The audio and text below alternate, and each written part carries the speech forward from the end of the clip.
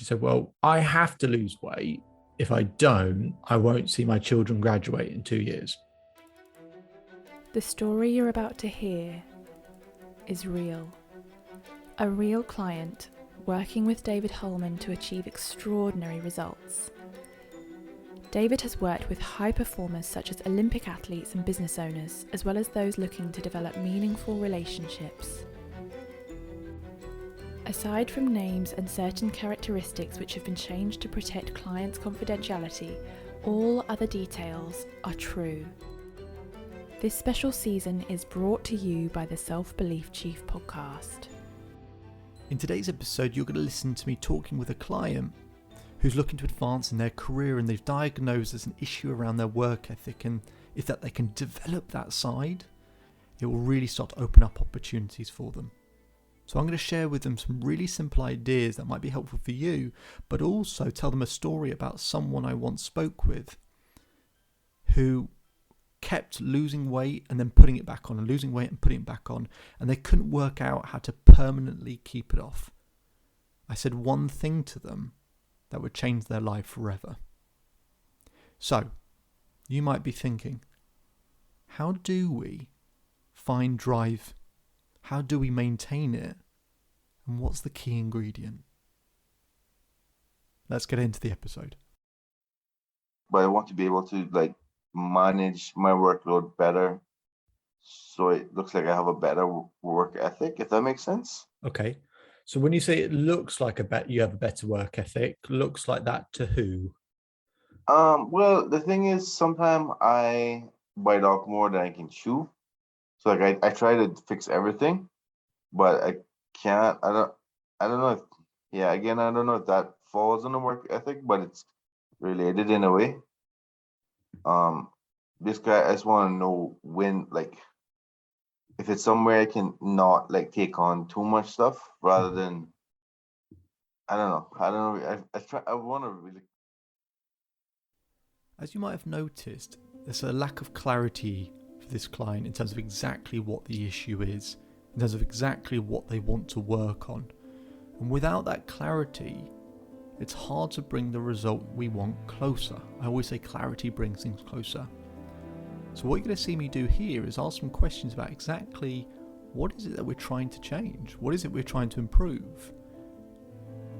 Because without that knowledge and without that information, we tie our own hands, don't we? And we get stuck and we can't do anything about it. So what is the real reason that they want to make this change? When your work ethic isn't quite right, or it's not as organized, or sort of taking on too much, what's the consequences of all that to you? How does that start to affect you? Maybe both in terms of your work, but maybe also your personal life. Well, it kind of affects me in a way that's it's a little frustrating. It's a little stressful, because I don't know. I guess it's kind of a problem of mine, is that I kind of want to take on more than I should. Mm-hmm. Usually I can get it done, but it still kind of leaves me just feeling stressed out, always kind of thinking, wondering how I could fix this or that. It's no off switch. Does that make sense sometimes? Okay. Yeah, no, I get that.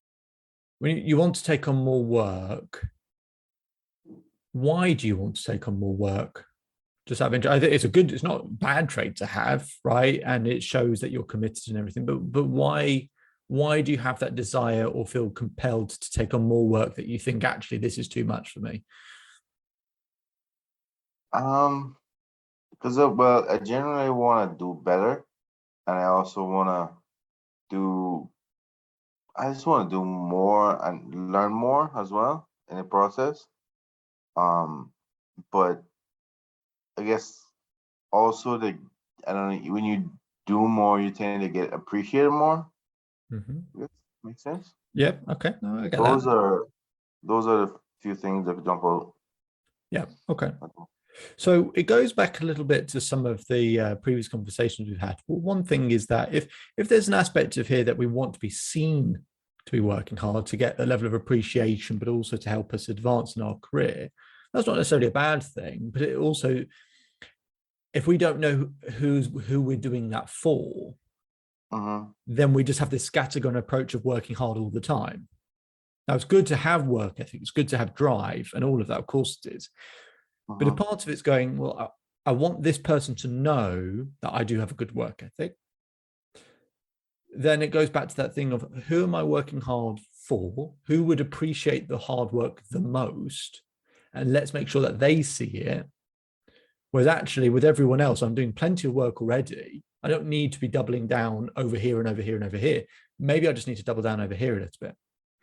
Now, there's loads of sides to work ethic, loads of sides that we can talk about. So I want to make sure that we keep it nice and simple and really pinpoint exactly what you want to talk about. So what I've heard you say is, okay, I take on a bit too much and it gets me stressed out. I sort of like taking on too much, at least because the idea that I may get more appreciation and that helps me advance my career. And third part is how can I sort of perhaps be slightly more efficient in that I'm getting maybe more done, potentially in less time. So which of those, it might be accumulation of all those things, but pinpoint it to me slightly by asking me as a question, and then we'll crack on and talk about exactly that. So try and frame it to me as a question of, David, how can I X? I will ask you, how can I be more efficient at work?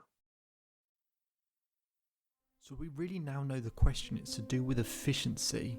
And in the workplace, efficiency is about how can I get more done in less time, distraction free. That's really the key aspect of it. But here's the issue.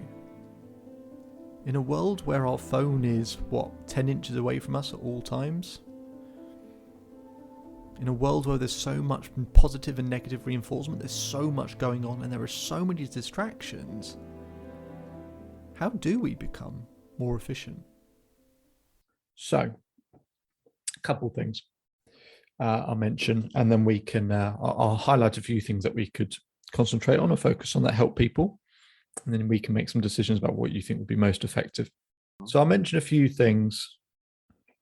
When I was younger, I had quite a tough time particularly at school, where I'm half Christian, half Jewish, and experienced quite a bit of discrimination at points.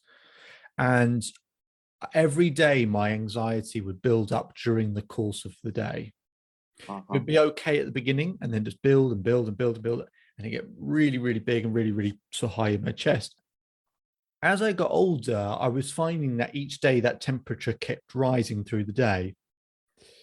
And then by the time that I started my business, I was finding myself also dealing with other people's problems that they've got going on. It was all just building up too much. And by about 2 o'clock, I was burnt out every day.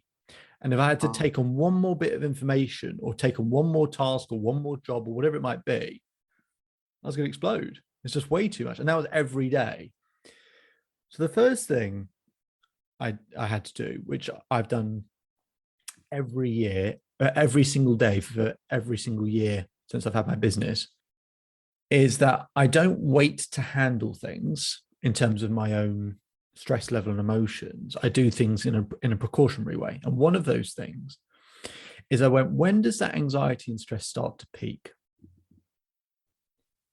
And I went, it's 2 o'clock. Every single day, that's going to peak at about 2 o'clock. And if I don't do something then, by the time it gets to 4, 5, 6 o'clock, I'm going to be out of my mind. Like I'm just going to be going crazy.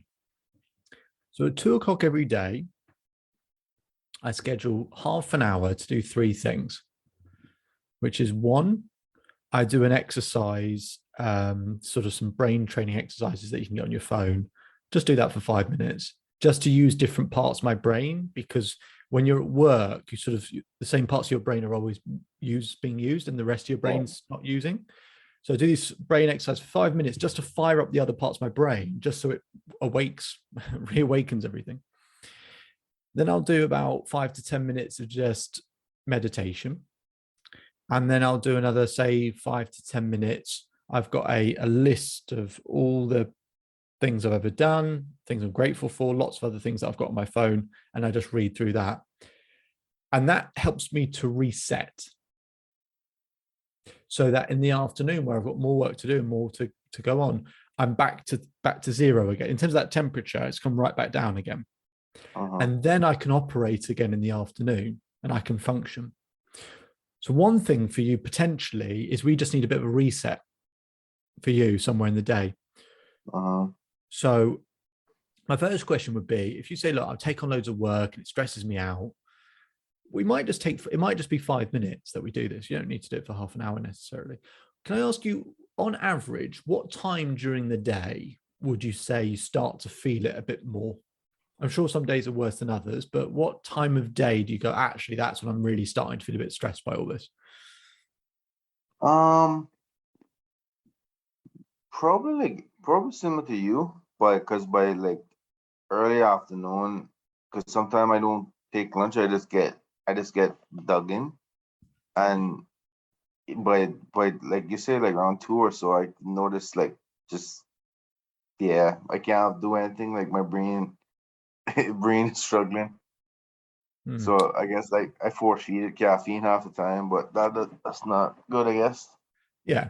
And that goes to a different aspect, which we could talk about, which is one of the most unsurprisingly important things for work ethic and drive is energy, right? And when we don't have the energy for it, we're really kind of working at like 30% of our capability. So sometimes we can get stressed, and it's just because you know what it's like when you're tired. You can feel really anxious and stressed and frustrated. When you feel rested, you're like, this is fine. I can do this. It's really easy. So the second thing to talk about, so what we got, one is a reset we can do. Second thing we can do is actually build our energy up. Now, how would you rate your sleep out of 10? I've been working on that better lately, but before 6.5. 6.5. Okay. Maybe. So, and tell me what you do. Tell me what you do in the half an hour before you go to bed. So are you watching TV? Are you on your phone? Are you doing, what are you doing? Most likely on my phone, which I know I shouldn't be feeling before bed. And why shouldn't you be doing that? Because of the lights and screens and all that. So here's a really simple thing that you can do so that you don't have to stop any of this. So So what science shows on that blue light that you get from, so exactly correctly identified, absolutely. Blue light is exactly like the sun. It tells our brain and body to stay awake. What they find is, let's say you're trying to go to bed at 11 and you put your phone down at 11. Most people think if they fall asleep within 15, 20 minutes, that if they get up at 7, they've had roughly 8 hours. Actually, what they've had is, just because you're unconscious doesn't mean you're in a deep sleep, which is when the brain and body is being repaired. It's actually, for you to get into a deep sleep, if you've turned off your phone at 11, you're not in a deep sleep till 2 a.m. It takes 3 hours to get into a deep sleep. So actually, every single day, people think they're sleeping 8 hours. They're only sleeping 5. So here's what you can do to get more sleep without actually having to sleep any longer, without having to compromise any of that. So on phones and laptops, I don't think you can get it on TV, but phones and laptops, they've got slightly better, having kind of like a night filter, but they're still not great. They're still not very good. What you can get on Android, I think it's called Twilight, and on Apple and on laptops, I think it's got f.lux, but there are loads of these apps. They're all free. They take 10 seconds. Sorry, go on. It's a blue light filter thing? Yeah. So, and I can put this in an email for you. So, but what it is specifically, more than just a blue light filter. So you have these on your phone or laptop. As I said, I don't think you can get it for your TV. It takes 10 seconds to set it up. It takes no time at all. But what they do, not only do they block the blue light, they emit a red light. So it's sending you to sleep. So by the time I get to 11 p.m., let's say on my phone or laptop, that thing might have been switched on since I have it on quite a lot of the time, regardless, actually, so it might be on from say 5 or 6 p.m. By the time it gets to 11 p.m., I'm doing that. I'm dozing off. And so I fall asleep within 10 minutes, but I also know I'm in a deep sleep within 10 minutes. So my suggestion for you might be, this might be the easiest thing for you to do, is imagine, let's conservatively say, I said that you get 3 hours sleep less, right? Let's conservatively say 2. If you think about it, imagine that you don't have to be in bed any longer. You don't have to stop using your phone or laptop, maybe your TV, but not too late. But say your phone or laptop, you just got this red light emitting instead. Uh-huh. You use those. Every night, you get 2 hours sleep back. In a week, that's 14 hours. That's 2 extra days worth of sleep. That's tremendous. So imagine what that's like, where over the course of a month, you essentially get a week's extra worth of sleep. Yeah, because that's a problem me too. Because I don't know if it's getting older or what, but I wake up during the night too to pee, so it's like that interrupting sleep as well. So yes, and a big part of that, aside from not drinking too late and a load of other things, a big part of that when people do wake up in the night, it's because they've not been in a deep sleep long enough. So you're not in a deep sleep till 2 a.m. Well, you're going to be easily woken up at 2:30, 3, because you haven't really been in deep sleep very long. It's like being a light sleeper all of a sudden. So if you're in a deep sleep from, say, 11 p.m., by 1 or 2, your whole system is out completely. So you're less likely to be woken up at that point as well. So I think it's a really simple thing you can do. As I said, it takes 10 seconds to set up. I can put it in an email for you. There are loads of these types of apps, but not just ones that block blue light, but they emit a red light. And honestly, it changed my life. And I make it sound like I sell these apps. They're all free. I'm not getting a cut or anything like that. They're all free. But my sleep was horrendous. It was absolutely horrendous. And after a couple of weeks of just getting all those hours sleep back, I was like, oh my God, is this how I'm supposed to feel? This is so much better. So, and that will improve your mood, and that will help with the morale aspect as well. Right? You got more energy, then you're able to celebrate success more for other people as well, and you feel like doing it. Yeah, I mean, plus you're sharper generally, right? Yeah. So 2 things we've mentioned so far. So 1 is having a bit of a reset during the day. Number 2 is about sleep. And then I'll mention 2 other things, and then I can get a sense from you what you think would be the best thing for you to do going forward. Third thing is, and I don't know how if your work is necessarily how much you'll be able to do this because you're having a lot of interactions with people. I don't know how much you know about gamma waves, but basically there are different waves for different purposes. So there's delta. If you listen to, say, music that was what are called delta waves, it helps you send you to sleep. Gamma is really good for focus and for creativity and not getting distracted, essentially. When you listen to gamma waves, it locks you in. If I've got to do a bit of work in a short space of time, that's what's going on, because I'm going to get so much done. So it might be a thing where, yes, maybe you can't go and listen to it all day long every day because you've got to speak with people. But there might be an aspect at some point during your day where for 10 minutes or whatever it might be, maybe half an hour, where you're not working with people, maybe you got to do some admin or something like that. That goes on. And that will just keep you locked in, and it'll get your brain really firing and keep you without being distracted. And that will really help you, one, stay focused, and then you feel better about actually having been really efficient with your time. So that's a way that I get people when I speak with people who are having to stay really late all the time. I go, well, this is what we need to do. You'll get loads of time back because you'll be doing things more efficiently, essentially. So that's the third thing. And then the last thing I'll mention, and then we can discuss some of these things. Do you do to-do lists? Do you write to-do lists? No, I usually, unfortunately, keep in my head like what I need to do. Yeah, okay. But I was actually going to say to-do lists are a bad thing. Oh yeah. The reason being, they're not totally a bad thing, but what they find is when we have to-do lists, or we try and keep it all in our head, which that's probably part of the reason why you feel stressed, actually, is trying to remember it all. What they actually find is more effective in terms of efficiency and getting more done is, rather than going, have I done everything I needed to do today? Or have I ticked everything off this list or everything in my head? Well, what they find is that you start developing this self-image of because we never finish our to-do list, or we never finish everything that's in our head. So every day we go home going, I've not finished everything. I've still got more to do. And then we start developing this self-image that I'm someone that doesn't get everything finished. And imagine how that feels day after day, week after week, with someone like, I've always got this list of stuff to do and I never get it finished. It's always all this stuff that's open, right?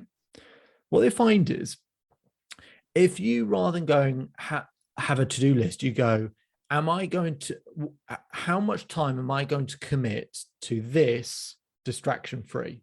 So for example, if you've got to, I'm going to come up with a really trivial example in your world.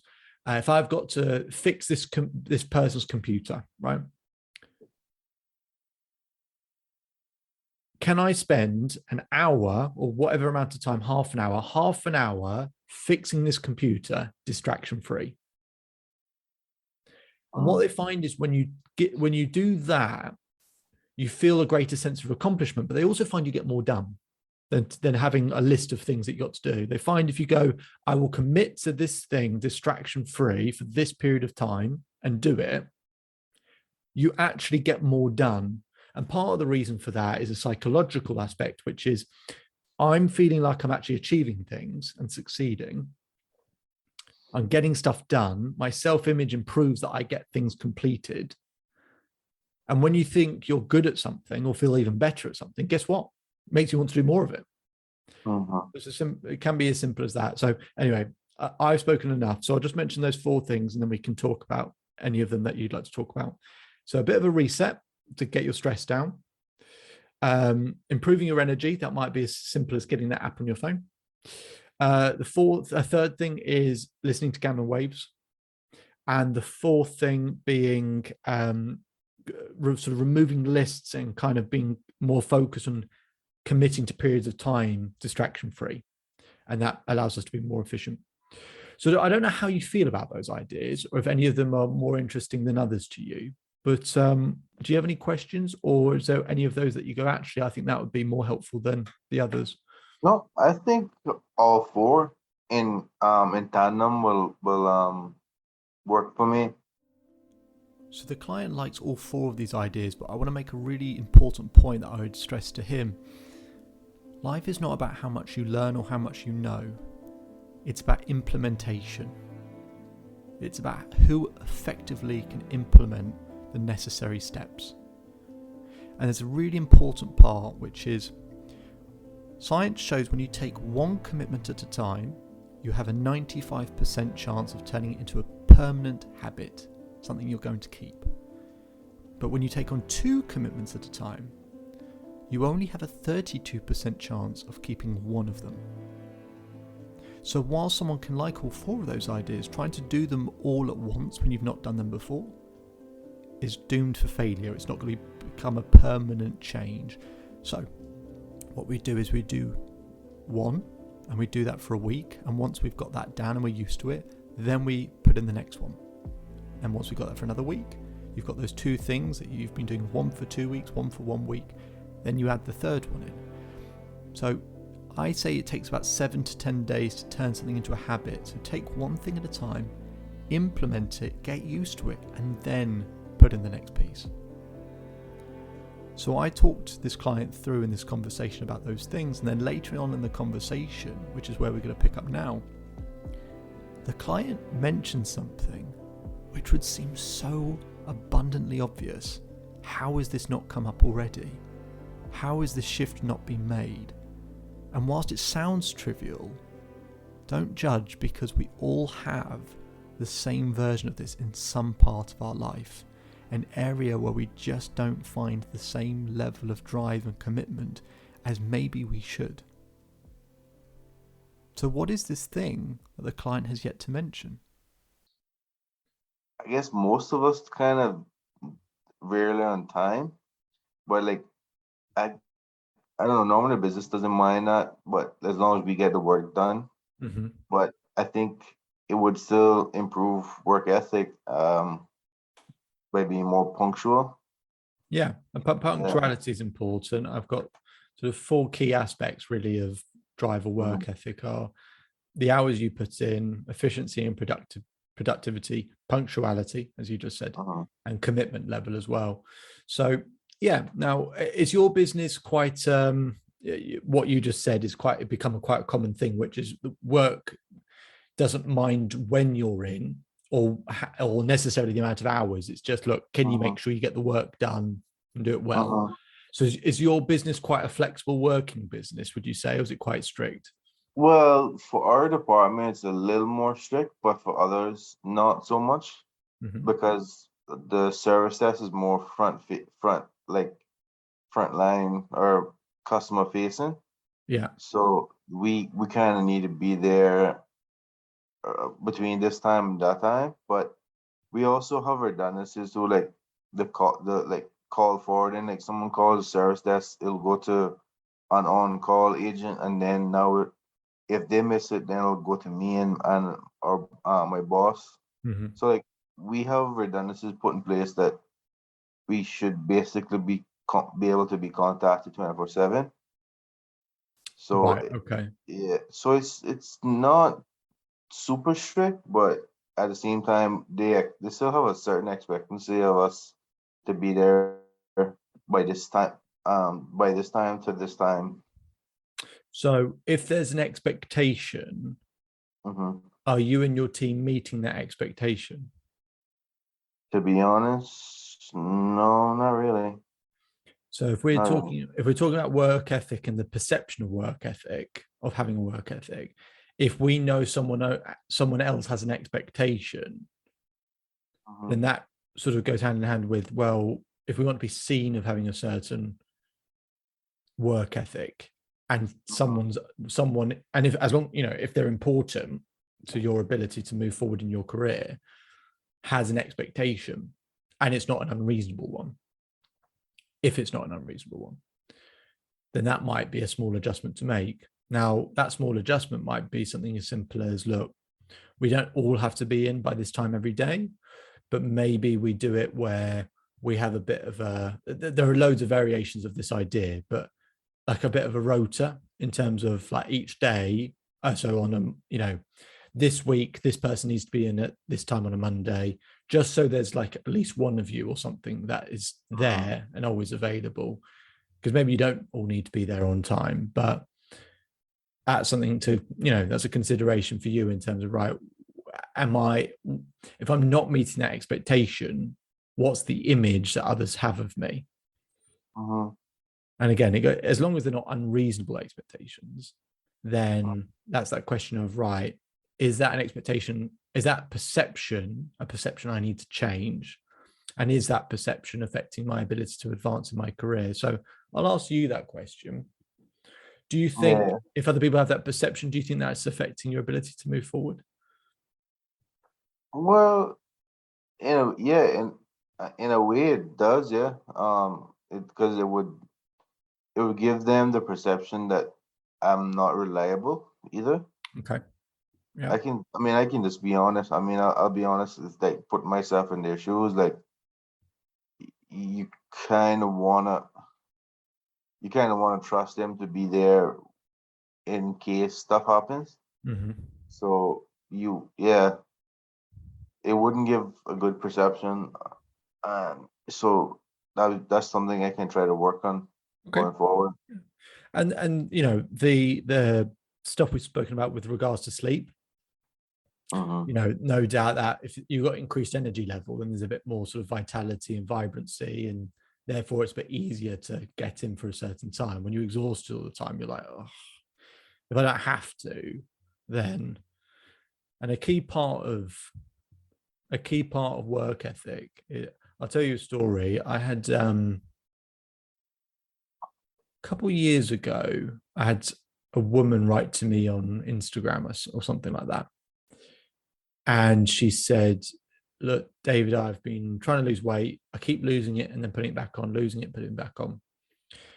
And I can't keep it off. And I've worked with loads of personal trainers, all of this stuff. So it's not, I know what you have to do, but I just keep putting it back on. She said, do you have anything you can suggest of why I'm not able to maintain this? And I said to her, why do you have to lose weight? And she goes, well, I want to lose weight because I want to look good. I want to lose weight because it'll make me feel better. I want to lose weight because I want to have this thing done. I said, no. I didn't ask you why you wanted to lose weight. I said, why do you have to? So she thinks and she goes, can I come back to you in a couple of days after I've had to think about it? I said, okay. Didn't think I'd hear anything from her. And to her credit, she messaged me back a couple of days later and she said, David, I've worked it out. And I said, well, what is it? And she said, well, I have to lose weight because in her situation, she said, if I don't, I won't see my children graduate in 2 years. Now she has to. We don't get what we want in life. We get what we have to have. I wanted to finish up with that story because it's a really important aspect, probably the most important aspect of finding unrivaled drive and motivation. See, what we want in life, we all want things, but they don't all happen, do they? So I want to pose a question to you. A change that you want to make in your life. Instead of asking yourself, why do you want it? Ask yourself, why is it a must? My name is David Holman. If you change today, today will change your life. So enjoy the rest of your day, enjoy the rest of your life, and I'll speak to you again soon.